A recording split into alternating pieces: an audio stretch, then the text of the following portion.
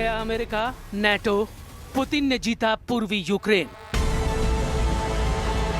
लगभग 1370 दिन की जंग में पुतिन ने साबित कर दिया कि जब तक रूस नहीं चाहेगा युद्ध विराम नहीं होगा। लगभग 4 साल की जंग में रूस ने साबित कर दिया कि चाहे अमेरिका हो या फिर नेटो के 32 देश, वो किसी भी कीमत पर यूक्रेन को जंग नहीं जिता पाएंगे। जिस तरह से राष्ट्रपति ट्रंप ने 28 सूत्रीय यूक्रेन शांति समझौते का मसौदा तैयार किया है, वो साबित करता है कि रूस ने यूक्रेन की जंग जीत ली है और पूर्वी यूक्रेन से यूक्रेनी सेना का सफाया कर दिया है। खबर तो यहाँ तक है कि ट्रंप के प्लान के खिलाफ नेटो और यूरोप के देश एकजुट हो गए हैं और जेलेंस्की की चाहकर भी ट्रंप के 28 सूत्रीय शांति योजना को स्वीकार नहीं कर पा रहे हैं और जेलेंस्की भी चाहकर ट्रंप के 28 सूत्रीय शांति योजना को स्वीकार नहीं कर पा रहे हैं, क्योंकि ट्रंप की 28 सूत्रीय यूक्रेन शांति योजना में साफ तौर पर रूस की जीत नजर आ रही है। हम आपको दिखाने जा रहे हैं कि क्या 28 नवंबर को ट्रंप की तरफ से जेलेंस्की को दी गई डेडलाइन यूक्रेन के अंत की डेडलाइन साबित होगी, क्योंकि ट्रंप की शांति योजना की वजह से यूक्रेन के पूर्वी मोर्चे पर तैनात यूक्रेनी सैनिकों ने जंग लड़ने से मना करना शुरू कर दिया है, जबकि दूसरी तरफ पुतिन की सेना ने पूर्वी यूक्रेन के खार्किव में ऐसा खौफनाक खूनी हमला किया है जिससे जेलेंस्की के होश उड़ गए हैं। जेलेंस्की ने खुद माना है कि इस वक्त हालात बेहद नाजुक हो चुके हैं। हम बुलेटिन की शुरुआत करते हैं रूस के उन हमलों से जिसने यूक्रेन से पूरी तरह से पूर्वी मोर्चा छीनना शुरू कर दिया है।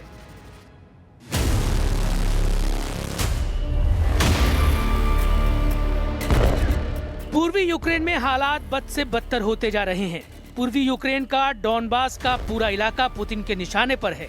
पूर्वी यूक्रेन का Donetsk, Luhansk, Kherson, Kharkiv, सुमय, चर्नीव, Zaporizhzhia, Kherson में रूस के सबसे भीषण हमले हुए हैं। यहाँ तक कि रूस ने यूक्रेन की राजधानी कीव पर भीषण हवाई हमले करके साबित कर दिया है कि यूक्रेन को अमेरिका और नेटो के एयर डिफेंस सिस्टम किसी भी कीमत पर बचा नहीं पाएंगी। रूस ने किंजल, इस्कंदर जैसी घातक मिसाइलों से कई हमले किए हैं जो यूक्रेन के लिए मौत की सुनामी साबित हुई हैं। यूक्रेन ने खुद माना है कि रूस ने पिछले दिनों यूक्रेन पर 4500 से ज्यादा स्ट्राइक और 6000 से ज्यादा आत्मघाती ड्रोन से हमले किए हैं। यहाँ तक कि यूक्रेन ने ये भी दावा किया है कि इस वक्त 162 मोर्चों पर बेहद भीषण जंग चल रही है। पिछले 24 घंटे में यूक्रेन के खार्किव पर रूस ने जो खूनी हमले किए उसने सारे रिकॉर्ड तोड़ दिए हैं। खार्किव पर खूनी हमला, पूर्वी किला हुआ फतेह।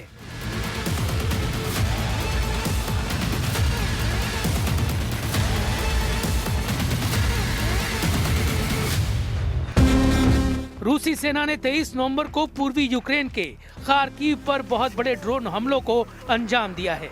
यूक्रेन के दूसरे सबसे बड़े शहर में कम से कम 4 लोगों की मौत हुई, 12 से ज्यादा घायल हुए। खार्किव के मेयर इहो तेरेखोव ने टेलीग्राम पर बताया कि कम से कम 4 लोग बुरी तरह से जलकर मर गए, जबकि खार्किव के क्षेत्रीय गवर्नर ओले सिनिहुबो के मुताबिक घायल 12 लोगों में से 11 और 12 साल के 2 बच्चे भी शामिल हैं।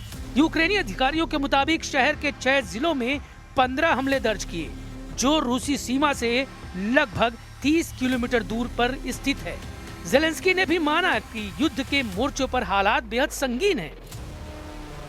Важливо, що розмова з американськими представниками є, і є сигнали, що команда президента Трампа чує нас. Зараз я чую, що розвідки партнерів дають їм інформацію, що російська позиція стала заходити, в тому числі через деяких суб'єктів з України. Це точно не допомагає. Є наша державна позиція, є українська гідність. Рухатись треба так, щоб її посилити, а не підважити. Розраховую, що мене почують зараз ті, кого це стосується.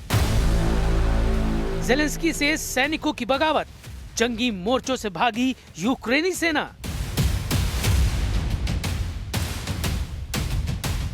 हैरानी की बात तो यह है कि एक तरफ ट्रंप के 28 सूत्रीय यूक्रेन शांति योजना के खिलाफ जेनेवा में यूरोपीय देशों ने बगावत की, तो वहीं दूसरी तरफ यूक्रेनी मोर्चों पर जंग कर रहे यूक्रेनी सैनिक खुली बगावत पर उतर आए हैं।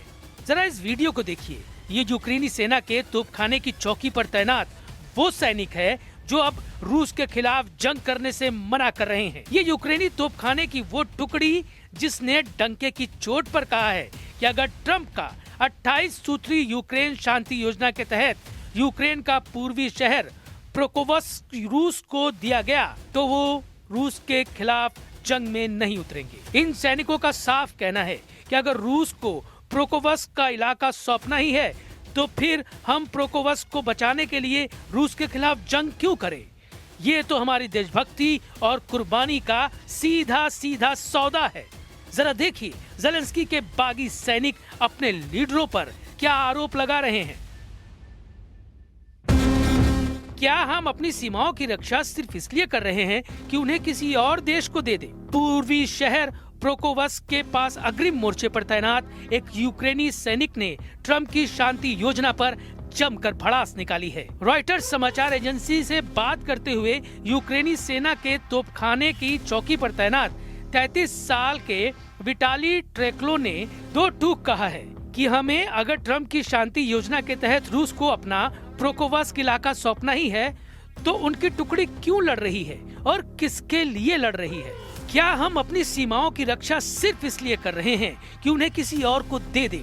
इन सब बलिदानों का क्या मतलब है? बड़ी संख्या में सैनिक मर रहे हैं और उसके ऊपर शहरों पर हमले हो रहे हैं। ट्रिकालो ने कहा कि उनके सैनिक किसी भी ऐसे शांति समझौते को स्वीकार नहीं करेंगे। Вам сказати, на що ми тоді тут воюємо, якщо вони хочуть, щоб ми то все повіддавали. Ми тут захищаємо наші кордони, щоб потім просто взяти та віддати. Ну, смисл тоді оцього всього, всіх жертв. Люди військові зараз гинуть просто капець як масово, плюс обстрілюють мирні міста. इधर यूक्रेन ने जब से अपनी नई घरेलू क्रूज मिसाइल नेपच्यून से हमले शुरू किए हैं उसके बाद से रूस ने पूर्वी और दक्षिणी पूर्वी यूक्रेन पर 10 गुना हमले तेज कर दिए हैं। दावा तो यहाँ तक किया जा रहा है कि रूस ने यूक्रेन का पूर्वी मोर्चा फतह कर लिया है और लगभग 1200 वर्ग किलोमीटर में यूक्रेनी सेना का सफाया कर दिया है। कुपियांस्क खार्किव क्षेत्र में यूक्रेनी सेना के लिए एक जरूरी लॉजिस्टिक केंद्र है। रूस की सेना ने 2022 में इस पर कब्जा कर लिया था, लेकिन बाद में सितंबर में यूक्रेन की सेना ने इसे वापस ले लिया था। नवंबर की शुरुआत से रूस के सैनिकों ने 13 गांवों पर कब्जा कर लिया है, जिसमें से 6 निप्रोपेट्रोवस्क इलाके में और 7 जापोरिजिया इलाके में हैं, जिससे पूरब में उनकी बढ़त और मजबूत हो गई है। Мирные переговоры, потому что они садятся за стол с ручкой, а по нам прилетают ракеты и бомбы. И гибнут люди. Вот сегодня женщина погибла, вынесли только что вот недавно. इधर यूक्रेन, अमेरिका और यूरोपीय देशों के अधिकारियों ने जेनेवा में मीटिंग की है, जिसमें यूक्रेन युद्ध रोकने के लिए वॉशिंगटन के प्लान पर चर्चा हुई। यूक्रेन और उसके सहयोगी देशों ने आरोप लगाया था कि प्लान में रूस को रियायत दी गई है। इस योजना में यूक्रेन से कुछ इलाके छोड़ने, अपनी सेना पर कुछ सीमाएं लगाने और नेटो में शामिल होने की महत्वाकांक्षाओं को छोड़ने की मांग की गई है। यूरोपीय देशों का साफ कहना है कि ट्रंप की 28 सूत्रीय यूक्रेन योजना सीधे सीधे रूस की जीत साबित हो सकती है। वहीं यूक्रेनी विपक्षी पार्टियों ने अमेरिका की 28 सूत्रीय यूक्रेन युद्ध योजना को रूसी जाल बिछाकर खारिज कर दिया है। यूक्रेन की विपक्षी पार्टियों के नेता और सैनिक इसे हार के बराबर मानते हैं। यूक्रेन की मुख्य यूरोप समर्थक विपक्षी पार्टी ने लीक हुए 28 सूत्रीय शांति प्रस्ताव की निंदा की है और इसे क्रेमलिन द्वारा रचा गया एक जाल बताया है जो देश की संप्रभुता को कमजोर करता है। रूस यूक्रेन युद्ध समाप्त करने के अमेरिकी राष्ट्रपति डोनाल्ड ट्रंप के विवादास्पद योजना पर यूक्रेन के राष्ट्रपति ज़ेलेंस्की भड़क गए हैं। यूरोप ने भी इस प्रस्ताव पर असहमति जताई है। ऐसे में प्रस्ताव के लागू होने से पहले ही विवाद बढ़ गया है। अमेरिकी सीनेटरों ने भी इसकी कड़ी आलोचना की है। वहीं अमेरिका के विदेश मंत्री मार्को रूबियो का दावा है कि ट्रंप द्वारा कीव पर दबाव डाला जा रहा है कि 28 बिंदु वाला शांति प्रस्ताव वास्तव में अमेरिकी योजना नहीं बल्कि रूस की इच्छा सूची है। We had a very good day today. I think we made a tremendous amount of progress. Even from the last time I spoke to you, and I apologize for keeping you waiting, but there was more work to be done. You know, we began almost 3 weeks ago with a foundational document that we socialized and ran by both sides, and with input from both sides. Trump ने Ukraine के राष्ट्रपति Zelensky पर फिर से हमला बोला है। अमेरिकी राष्ट्रपति ने यूक्रेनी नेताओं की आलोचना की है और उन पर वॉशिंगटन के समर्थन की कोई कद्र न करने का आरोप लगाया है। सोशल मीडिया पर पोस्ट किए गए एक बयान में ट्रंप ने लिखा, यूक्रेन के नेतृत्व ने हमारे प्रयासों के लिए जरा भी आभार नहीं जताया है। ये टिप्पणी फरवरी में व्हाइट हाउस में हुई तीखी बहस के दौरान की गई उनकी टिप्पणियों की याद दिलाती है, जिसमें ट्रंप और अमेरिकी उपराष्ट्रपति जेडी वेंस ने जेलेंस्की की कड़ी आलोचना की थी। अब ट्रंप ने अपने 28 सूत्री योजना को लेकर जेलेंस्की पर जमकर भड़ास निकाली है। कुल मिलाकर हालात ऐसे हो गए हैं कि या तो ट्रंप की 28 सूत्री योजना पर जेलेंस्की को 27 नवंबर तक हाँ करना होगा, वरना 27 नवंबर के बाद पूरे पूर्वी यूक्रेन पर रूस के हमले कई गुना तेज हो जाएंगे। अब देखना होगा कि 27 नवंबर को यूक्रेन के भाग्य का क्या फैसला होता है।